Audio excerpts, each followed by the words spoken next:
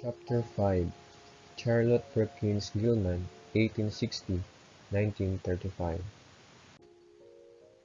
Charlotte Perkins was born on July 3, 1860, to Mary Wiscott Perkins and Frederick Beecher Perkins.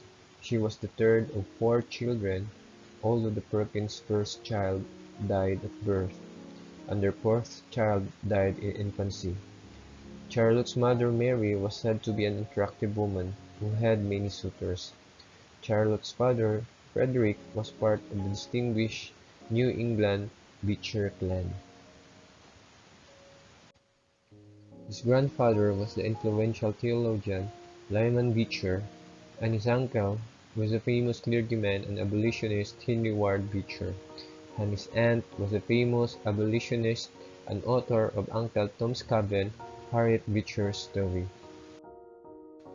Frederick Beecher Perkins himself was a librarian and writer of some distinction, but he abandoned the family soon after Charlotte was born.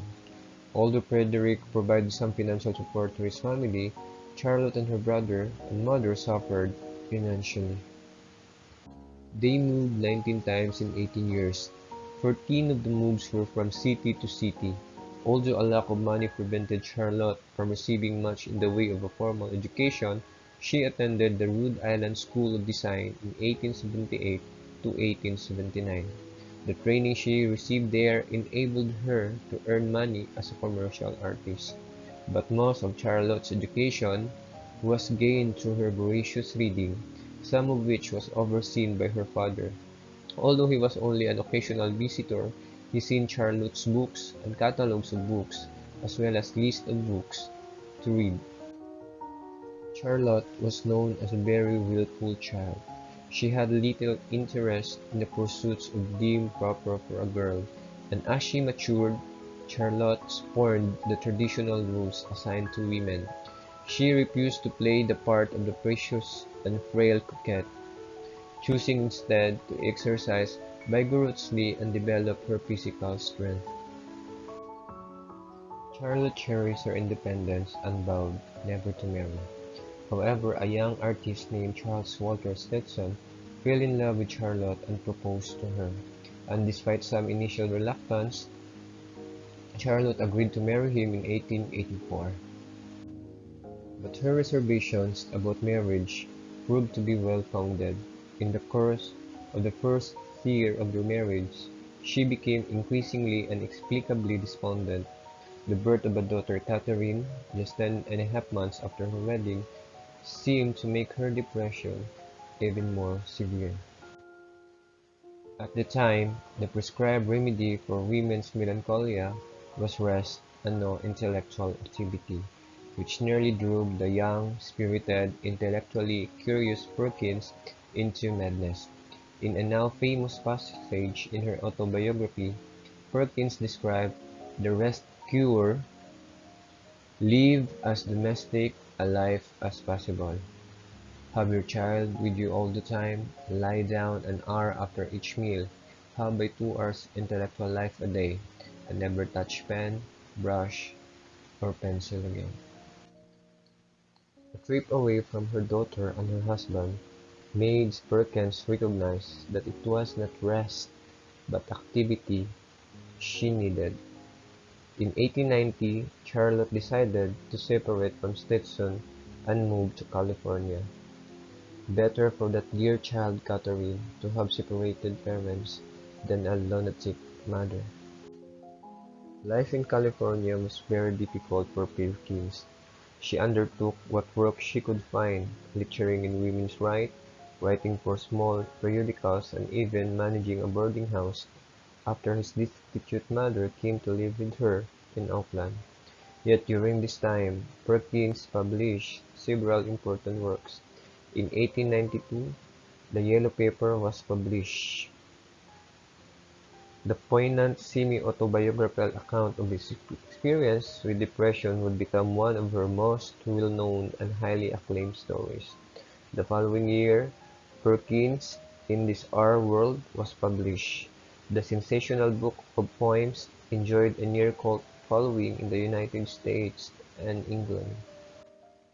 In 1894, Charlotte Perkins and Charles Walter Stetson were divorced, and Stetson married one of Charlotte's closest friends, Grace Channing. Charlotte really gave the couple her blessing, and she permitted her daughter Catherine to live with Stetson and his new wife. This was a flagrant departure from the accepted attitude of the day, and Perkins was pilloried in the newspaper for giving away both her husband and her child to another woman.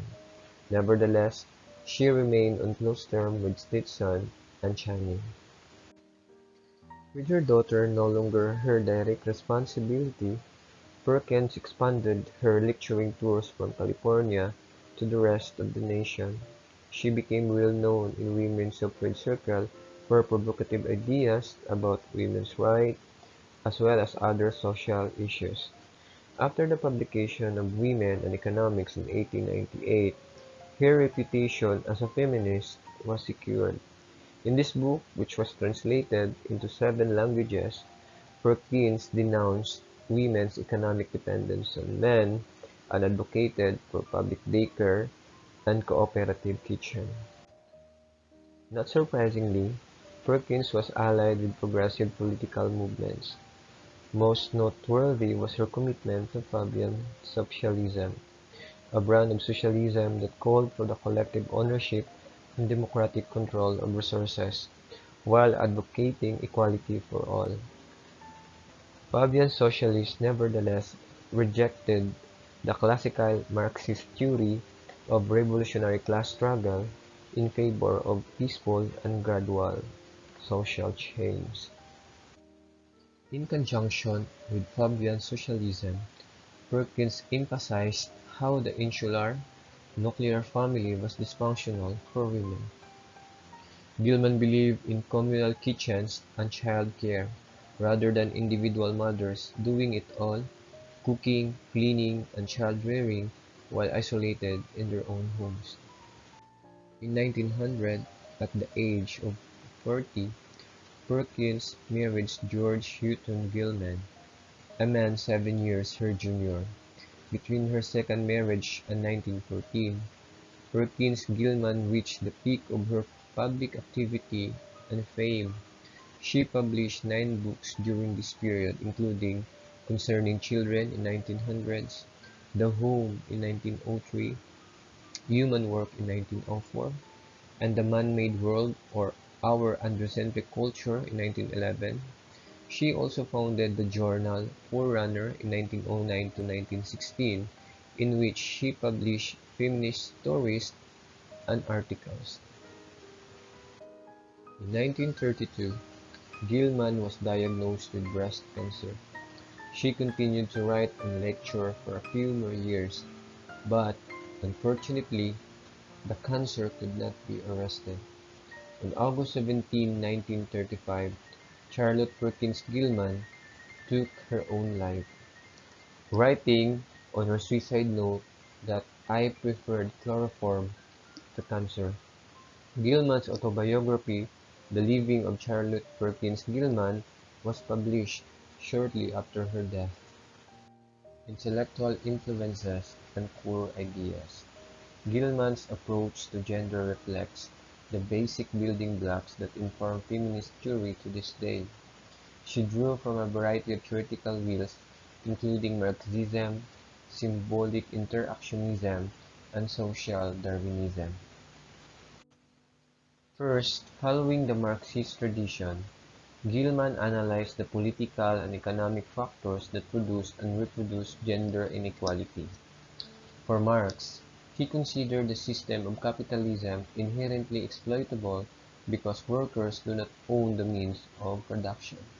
Likewise, for Gilman, she considered the traditional family structure inherently exploitable because the economic compensation of the woman bears absolutely no relation to her labor. Gilman sought to show that the division of labor of the traditional family was inherently problematic because it made women economically dependent on men. Regardless of how much work she actually does or doesn't do in the home, the housewife's social and economic standing comes from her husband. Thus, her labor belongs to her husband and not to her. Second, the symbolic interactionist tradition.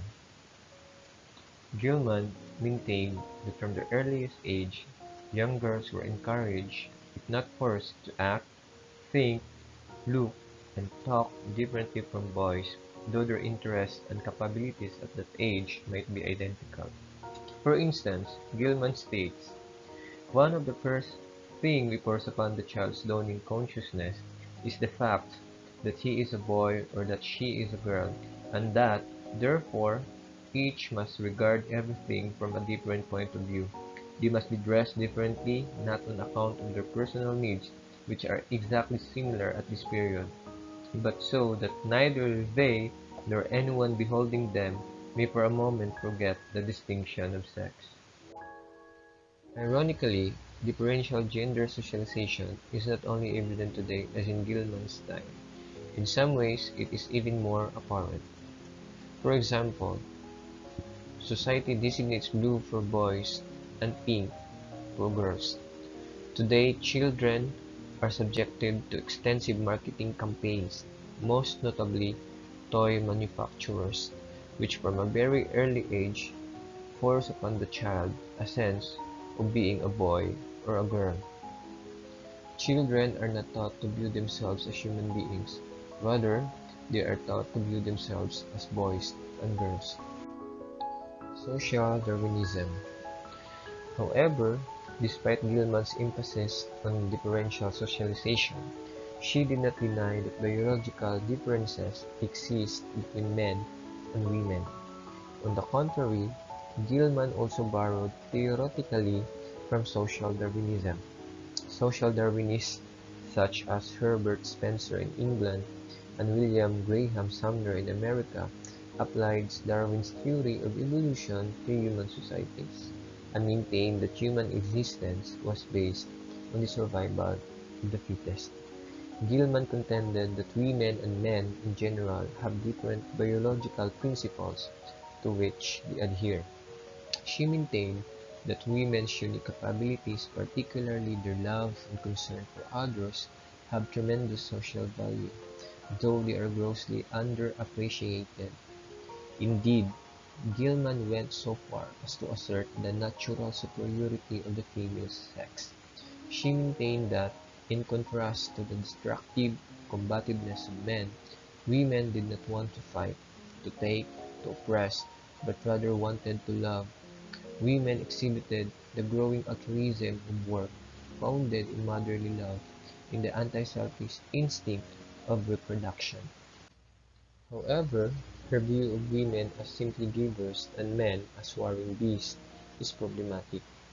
Her insistence on the giving nature of women as compared to the combative nature of men seems to indicate that women must be and should be the primary caretakers of children, and that there is only so far a man can go in his role as a nurturer. In short, Gilman's biological determinism seems quite antiquated today. Many contemporary fathers are far more nurturing toward their children than were their fathers, though they have the same basic biological constitution. Despite significant shortcomings in her biological arguments, researchers today find that females tend to be more highly sensitive to touch, sound, and smell than males. In one study of day-old infants, researchers found that though male and female infants reacted most intensely to the sound of another's trouble, infant females reacted more strongly than males. The researchers suggested that the infant girls were more finely attuned to an empathic response, and that this sensitivity would run like an underground stream throughout their entire lives. Gilman's theoretical orientation. Gilman is most concerned about the structural, institutional basis of gender inequality. She melded distinct traditions of neo-Marxism, symbolic interactionism, and Darwinism. It should come as no surprise that her approach can also be said to be theoretically multidimensional.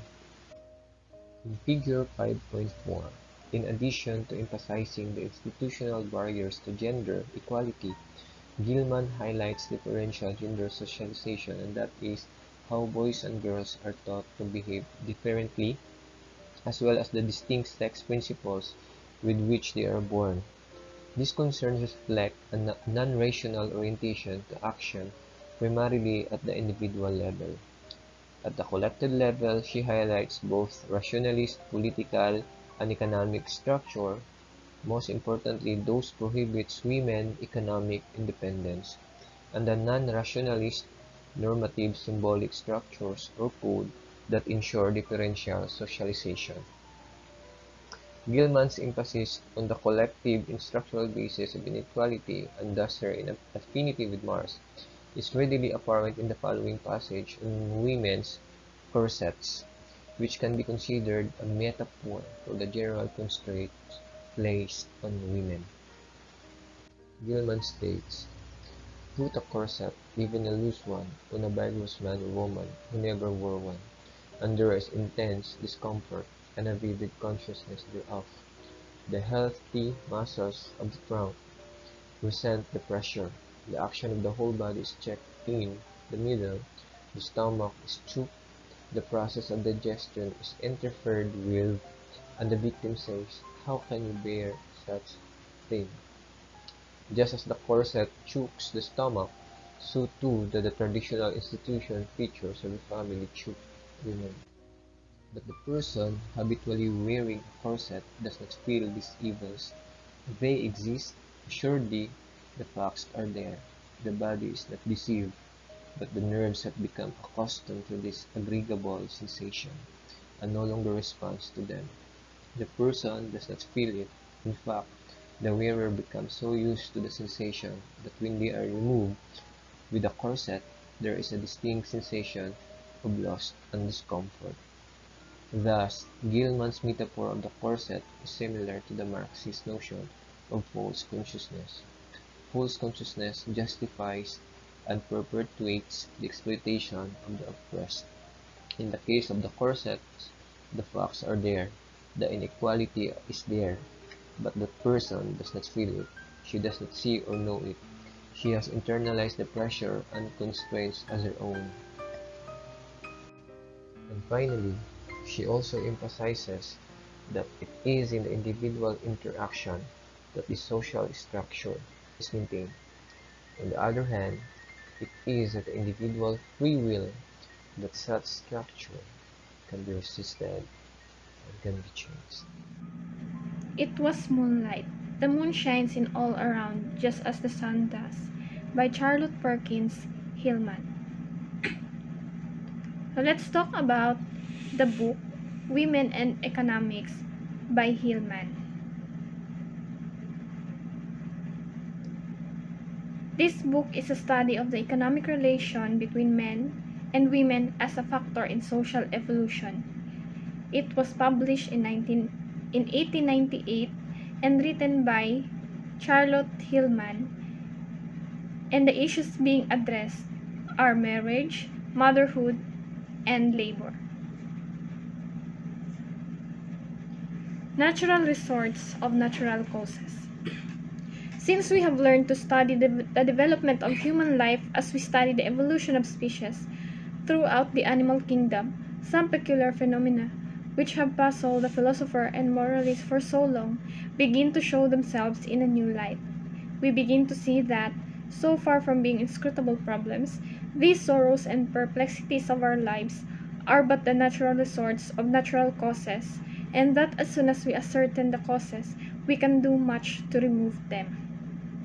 So just like, for example, global warming. So halimbawa nito ang global warming. So, ngayon, nai-experience natin ang global warming. Pero, hindi naman natin masisisi kung bakit nagkakaroon ngayon ng global warming.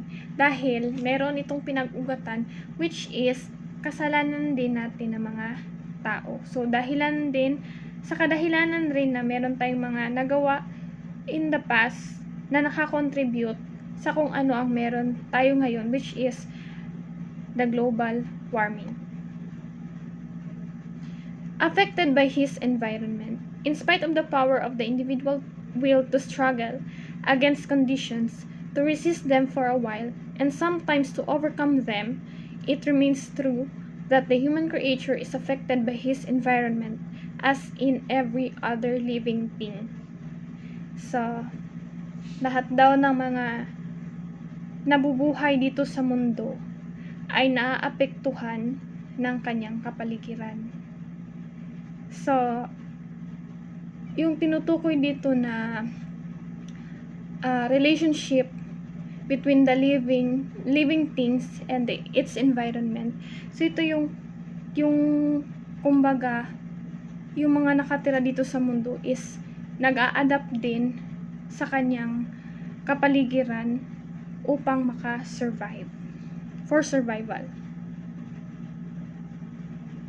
Social conditions. Beyond these forces, we come under the effect of a third set of conditions peculiar to our human status, namely, social conditions. In the organic interchanges which constitute social life, we are affected by each other to a degree beyond what is found even among the most gregarious of animals. So, lahat daw na tayo, lahat ng mga nakatira dito sa mundo ay kumbaga interconnected. So, lahat tayo nakaka-impluwensya o nakaka-apekto sa bawat isa.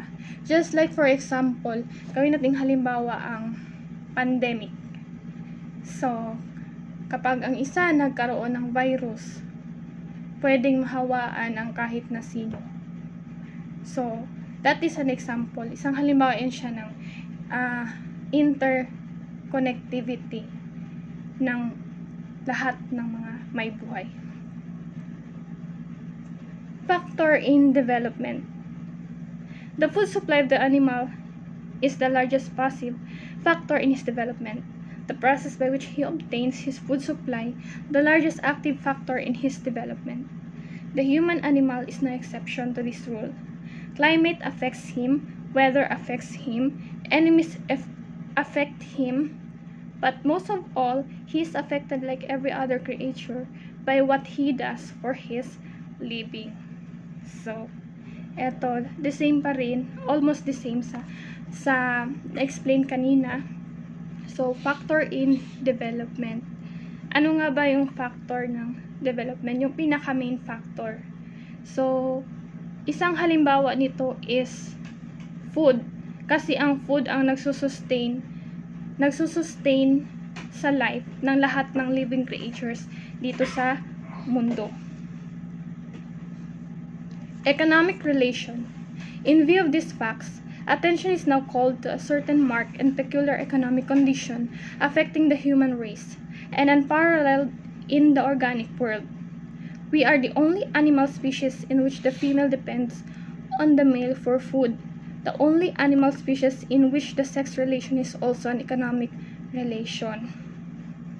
So in terms of economic relation, ideally is, kung babalikan natin ang old times, yung pinaka-ideal talaga in a family na society, ang lalaki o ang male ang nagbibigay talaga ng pagkain o ang nagtatrabaho in order to support the family. Supported by the male, it is commonly assumed that this condition also obtains among other animals, but such is not the case. In no case is the female throughout her life supported by the male.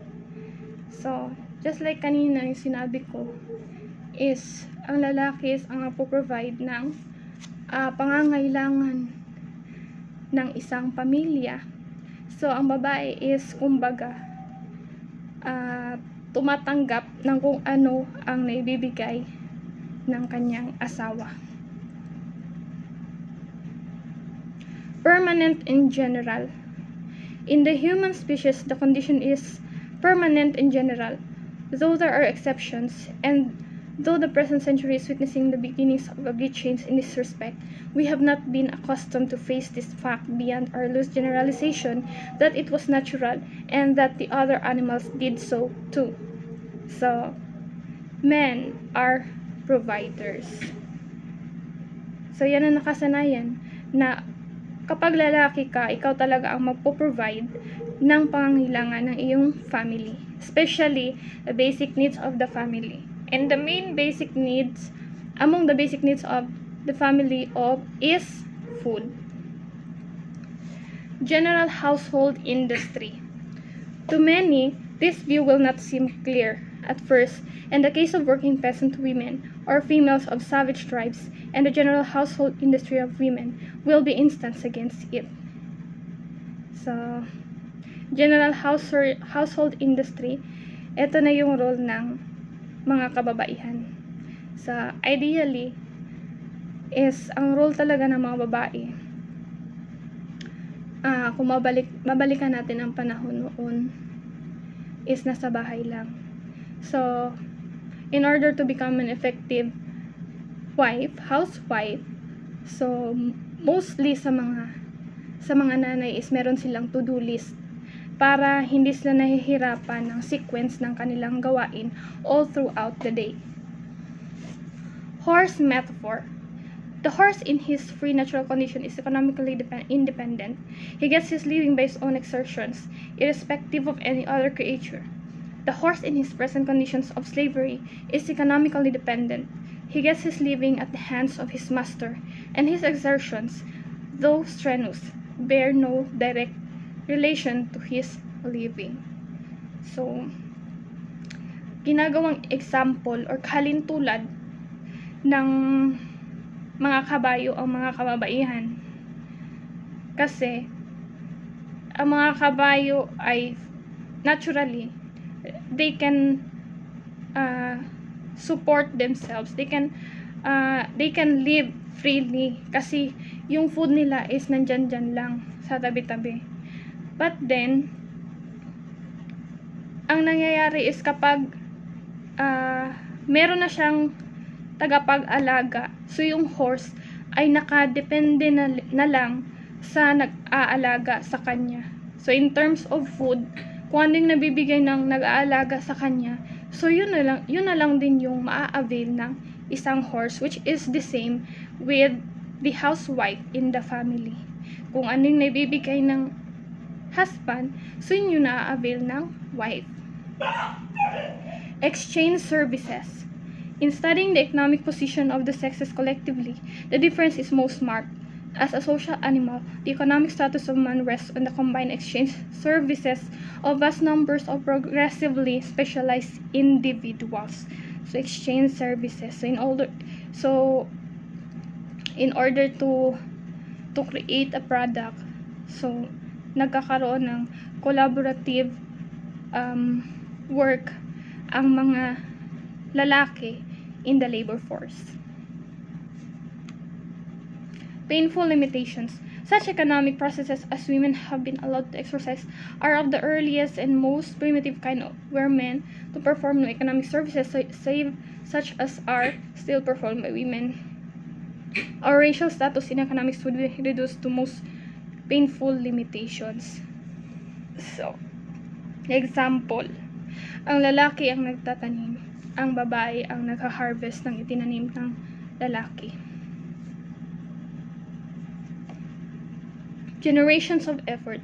To take from any community its male workers would paralyze it economically to a far greater degree than to remove its female workers.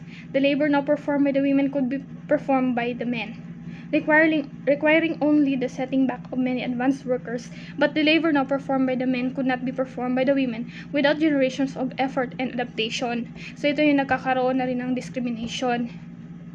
Kahit ngayon, although meron ng progress compared sa nakaraan, pero nagkakaroon pa rin ng inequality when it comes to work.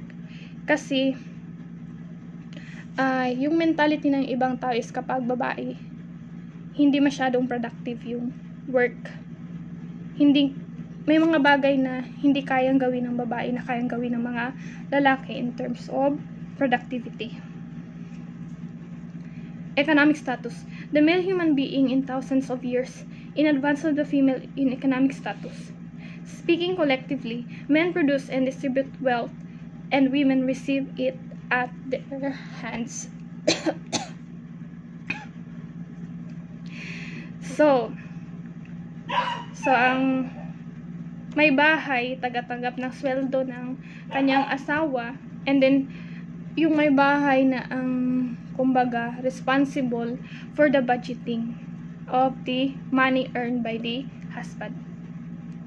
Economic necessities. The comfort, the luxury, the necessities of life itself, which the woman receives, are obtained by the husband and given to her by him. And when the woman, left alone with no man to support her, tries to meet her own economic necessities, the difficulties which confront her prove conclusively what the general economic status of the woman is. So ito yung madalas nangyayari sa trabaho.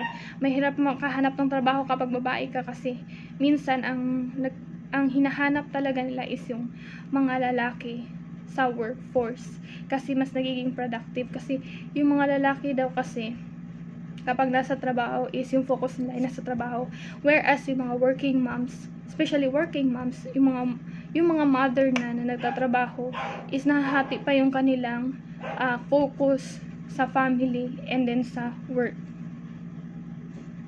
Economic product. Women consume economic goods.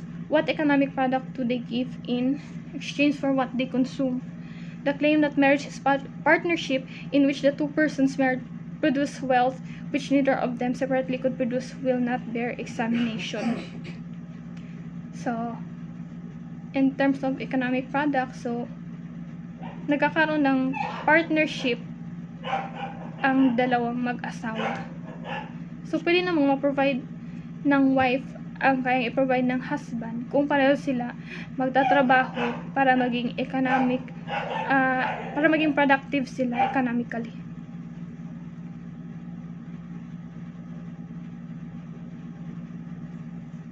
House service. If the wife is not then truly a business partner, in what ways does she earn from her husband the food, clothing, and shelter she receives at his hand? By house service, it will instantly be replied, their labor in the household has a genuine economic value. So, house service, so all around ang isang housewife kapag nasa bahay. So, kung pwede palang sweldohan ng isang nanay, malaki na masyado ang sweldo niya na natatanggap sa bawat araw sa dami ba naman ang klase-klaseng trabaho mula umaga hanggang gabi. Labor of women. The labor of women in the house certainly enables men to produce more wealth than they otherwise could. In this way, women are economic factors in the society. So, yun na nga, yung trabaho ng isang babae sa loob ng pamamahay ay napakarami. Sari-sari, simula umaga hanggang gabi. Yung trabaho niya ay paulit-ulit, araw-araw niya yung ginagawa. So, madami. Hindi lang isa, dalawa. Minsan pa nga nagiging multitasking. Lalo na kapag may baby.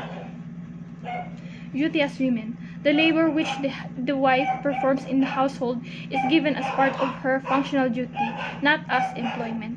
It is held to be their duty as women to do this work, and their economic status bears no relation to their domestic labors unless it is an inverse one. So, kailangan din ng break ng mga kababaihan sa loob ng pamamahay. Minsan, kailangan din ng relaxation, kasi dito na nauuwi minsan ang tinatawag na depression. Lalo kapag wala ng time na mag-relax para sa sarili. Economic value. To take this ground and hold it honestly, wives as earners through domestic service are entitled to the wages of cooks, housemaids, nursemaids, seamstress, or housekeepers, and no more. But the salient fact in this discussion is that whatever the economic value of the domestic industry of women is, they do not get it. So,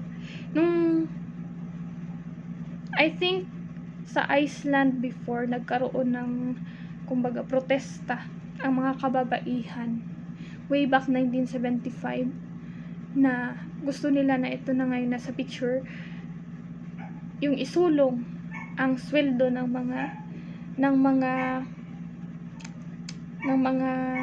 may bahay o ng mga nasa bahay, kasi yung trabaho ng isang ilaw ng tahanan o ng isang ina ay napakarami. So, sari-sari. So, pwede siyang bigyan ng sweldo sa pagiging tagapagluto, tagapaglinis, at kung ano-ano pa. So, siguro ang dami ng pera ng mga nanay kung from time to time na nagtatrabaho sila ay meron silang sweldo sa loob ng pamamahay. Exchangeable commodity. The ground that women earn their living by domestic labor is instantly forsaken, and we are told that they obtain their livelihood as mothers. So, money and work. Proportion to motherhood. This being true, then the women who are not mothers have no economic status at all. This is obviously absurd. The childless wife has as much money as the mother of many, for the children of the latter consume what would otherwise be hers. Visibly and upon the face of it, women are not maintained in economic prosperity proportion to their motherhood. So yun yung sinabi ko kanina. This is in relation sa in-explain ko kanina. Motherhood as a business. Are we willing to hold this ground even in theory? Are we willing to consider motherhood as a business, a form of commercial exchange? Are the cares and duties of the mother, her travail and love, commodities to be exchanged for bread? So, hindi talaga matatawaran ang sakripisyo at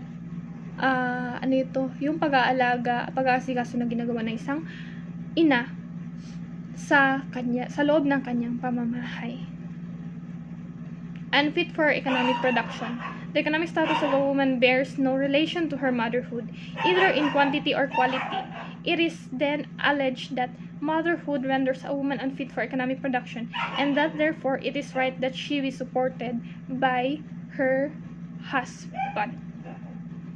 So, unfit for economic production. Ito na ngayon, nagkakaroon ng discrimination at work na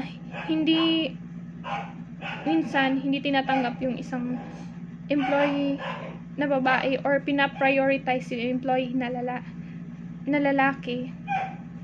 It's because yun na nga, mas productive yung mga lalaki kumpara sa mga babae. Pitiful dependence. As the maternal duties of other females do not unfit them for getting their own livings of their young, it would seem that the human maternal duties require the segregation of the entire energies of the mother to the service of the child during her entire adult life, or so large a proportion of them that not enough remains to devote to the individual interests of the mother. So, dependent pa rin ang mga kababaihan sa mga lalaki o sa kanilang, ang mga housewife sa kanilang mga husband. Lose control. Is this the condition of human motherhood? Does the mother by her motherhood thereby lose control of brain and body, lose power and skill and desire for any work? Minsan nagiging makakalimutin ang mga kababaihan, especially yung mga working mothers. Minsan madaling nakakalimot kasi sobrang dami ng iniisip sa family and then sa work. Kumbaga naghalo-halo na yung lahat-lahat ng mga yung mga priorities sa buhay. Laboring her life long. We see the human mother work far harder than men, laboring her life long in the service, not of her children only, but of their husbands also. In society, women also plays a role in charity and education and reform, working in many ways that are not the ways of motherhood. So, yun na. Nagtatrabaho ang isang ina mula sa kanyang kabataan hanggang sa kanyang pagtanda. Usually, yan ang nangyayari. Kung ano yung trabaho ng nanay simula pa noong mga maliit pa yung mga anak, ganun ang trabaho hanggang sa pagtanda. Dawn till dark. It is not motherhood that keeps the housewife on her feet from dawn till dark. It is house service, not child service. Women work longer and harder than most men, and not solely in maternal duties. O yun na. All around ang isang mother kapag nagtatrabaho sa bahay. So, mula umaga hanggang gabi. So, yung trabaho na yun ay hindi lang pang isang araw, kundi pang araw-araw, 24/7. So, everyday, ginagawa ng mga mother ang kanilang duties and responsibilities na hindi mo na masasabi na hindi kaya ng isang tatay, pero higit pa rin talaga pagdating sa housework, mas higit yung trabaho ng isang mother kumpara sa father. Worker power excellence. The working power of the mother has always been a prominent factor in human life. She is the worker power excellence, but her work is not such as to affect her economic status, her living, all that she gets. This bear no relation to her power to produce wealth, to her services in the house, to her motherhood. So I am a super mom. Economically dependent. So these things bear relation only to the man she marries. The man she depends on to how much he has and how much he is willing to give her. Ito na yung kanina. Economically dependent ang mga babae sa mga lalaki. Kung anong nabibigay ng lalaki, yun ang matatanggap ng mga babaeng nasa bahay. Okay, another saying from Charlotte: only as we live, think, feel, and work outside the home do we become humanly developed, civilized, and socialized. So, itong book ni Charlotte Gilman is kumbaga naka-focus ito siya sa marriage, sa family, and kung paano nagkakaroon ng interaction between the husband, the wife, and in terms of work. So, ito si Charlotte Gilman, sinisulong niya kasi yung kanyang advokasya ng women empowerment. So, yan yung term, women empowerment. So, that's it. Hanggang dito lang po ang report ko. And then, thank you. And God bless us all.